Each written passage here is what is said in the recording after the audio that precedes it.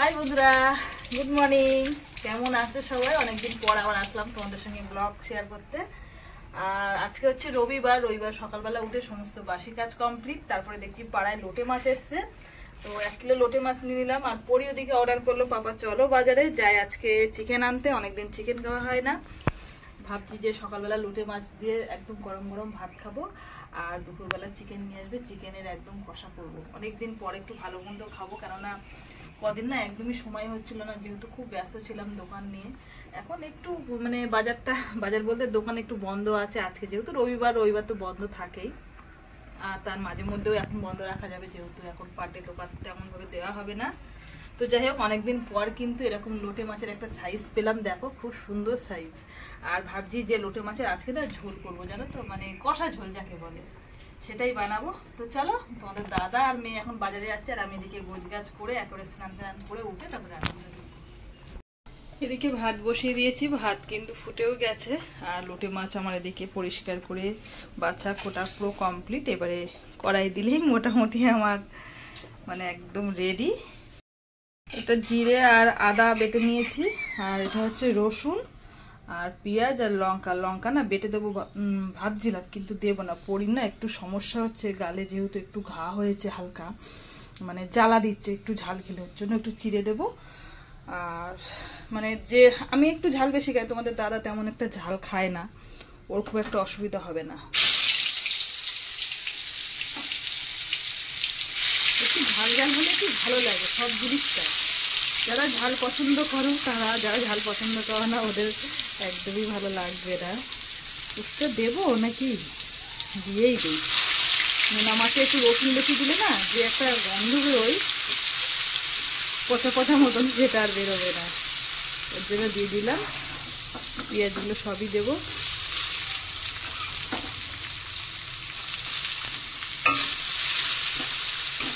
তোমাদের দাদা আর পরি বলেছে, মা তাড়াতাড়ি রান্না করো, আমরা বাজার থেকে এক্ষুনি চলে আসবো। বাজারে তেমন একটা কাজ নেই, শুধু একটু চিকেন নেবে চলে আসবে। সবজি বাজার টাজার সবই আছে, সবজি বাজার লাগবে না। এদিকে দেখো লোটে মাছ পুরো আমার কষানো কমপ্লিট, একদম কষা কষা রান্না করেছি। আর এদিকে ভাত নিয়ে বসে পড়েছি। কি হয়েছে খাওয়ার জন্য? এদিকে দেখো আমার ভাত বেড়ে নিয়েছি। চলো, রান্না হয়েছে কেমন হয়েছে বলবা। হ্যাঁ, একটু ঘেটে গিয়েছে এই যা। ও মাইমা, ভালো আছো? শান্তি করে খাওয়া দাওয়া করে দিলাম সকালে, একদম লোটে মাছ কষা দিয়ে ভাত। আর এবারে চলে এসেছি দুপুরে রান্না বান্না করব।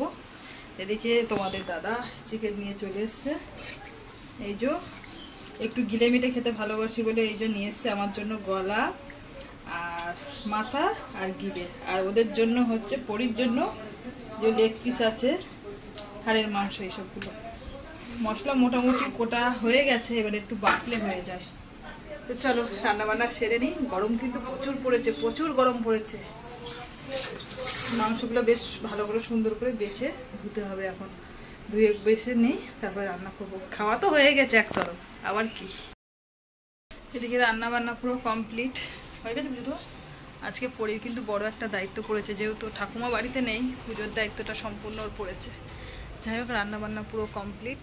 এবারে জামা কাপড়গুলো গোছাবো, গোছানো বলতে মানে কেচে দিয়েছি, সেগুলো তুলবো আর কি। উপরে নিচে সমস্ত ঘরবাড়ির বেড কভার চেঞ্জ করলাম, সেগুলো কাচলাম। বেশ খানিকটা জামা কাপড় এদিকেও মেলে দিয়েছি, ওনাটান্নাগুলো দিয়েছি। এদিকে রান্নাঘরটা পুরো পরিষ্কার করেছি। ওই যে শুধু মাংসের জন্য আদা পেঁয়াজ রসুন কেটেছি, সেই খোলাগুলো পড়ে রয়েছে। কলতলায় শুধু একটা কড়া রয়েছে, সেটা হচ্ছে দোকানের যেটা চপর তরকারি করায়, সেটা মাজবো। আর ভালো লাগছে না, সেই সকালবেলা উঠেছি সেই থেকে পরিষ্কার কাজকর্ম সমস্ত করছি। সবটুকু তো আর তোমাদের সঙ্গে শেয়ার করা হয় না, আর কি বলবো বলো। যাই হোক, অনেকদিন পর আমি ব্লগ ভিডিও দিচ্ছি, বেশ ভালো লাগছে মনটা। যাই হোক, তোমাদের দাদা এখন ঘুমিয়ে পড়েছে। সকালবেলা একদম মানে কি বলবো, লোটে মাছের তরকারি দিয়ে খেয়ে পুরো একটা লম্বা ঘুমতে নিচ্ছে, মানে কি ঘুমাচ্ছে, এখন ওঠেনি। আমি ভাবছি এবার স্নান করে নেবো, নিয়ে তারপরে ওকে ডাকবো খাওয়ার জন্য। ঠিক আছে, একবার তো খেয়েছি, তেমন একটা খাওয়া নিয়ে চাপ নেই। চলে, এগুলো একটু রোদ্দুরে দিয়েছিলাম, পাশের বালিশটা অনেকদিন রোদ্দুরে দেওয়া হয় না। তুলে নেই জামা কাপড়গুলো, চেয়ারটাতে দিয়েছিলাম। এখন বাজে হচ্ছে বেলা 3টে বাজে, সবাইকে ডাকছি, কেউ আসছে না। ভাত বেড়ে দেখো বসে আছি। এদিকে স্যালাড কেটে নিয়েছি, সঙ্গে লেবু আর মাংস এদিকে একটু ঝোল ঝোল রেখেছি, যেহেতু আজকে না অন্য কিছু রান্না করিনি, শুধু চিকেন করেছি, কেননা বাবা মা বাড়িতে নেই, আমি পরি আর তোমাদের দাদা তিনজনে আছি। আর এটা হচ্ছে পরির জন্য লেগ পিস কষা, ও বলেছিল যে মামাকে কষা দেবে, তার জন্য কষা তুলে রেখে দিয়েছি, আর সঙ্গে তো ঝোল আছে। আর এদিকে হচ্ছে টমেটোমের চাটনি, যেহেতু এই কদিন মানে আমের চাটনি খাওয়া হচ্ছে পরস্পর, তো ভাবলাম আজকে একটু টমেটোমের চাটনি করি। কই আসো, ওই তো এসে গেছে। সবাই সকালবেলা লোটে মাছের তরকারি দিয়ে ভাত খেয়ে, মানে লোটে মাছের কষা দিয়ে ভাত খেয়ে এক ঘুম দিয়ে নিল সবাই, আবার দুপুরে চলে আসলো খাওয়ার জন্য। বাবা কই?